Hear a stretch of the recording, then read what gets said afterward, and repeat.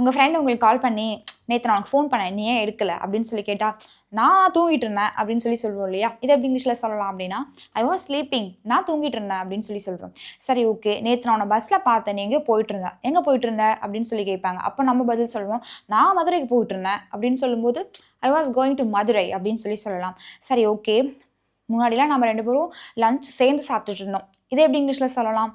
We were eating lunch together, நம்ம சேர்ந்து lunch சாப்பிட்டு இருந்தோம் அப்படின்னு சொல்லலாம். சரி ஓகே, இதெல்லாம் நான் வாஸ் யூஸ் பண்ணியிருக்கேன், வேர் யூஸ் பண்ணியிருக்கேன். இது என்ன டென்ஸ் அப்படின்னா பாஸ்ட் கண்டினியூஸ் டென்ஸ், அதனால தான் நான் வாஸ் அண்ட் வேர் யூஸ் பண்ணியிருக்கேன். Okay done. ஸோ இந்த சென்டென்ஸ் வந்து உங்களுக்கானது. இந்த சென்டென்ஸை இதே ஸ்ட்ரக்சர் தான், ட்ரான்ஸ்லேட் பண்ணி கமெண்ட்டில் மென்ஷன் பண்ணுங்கள்.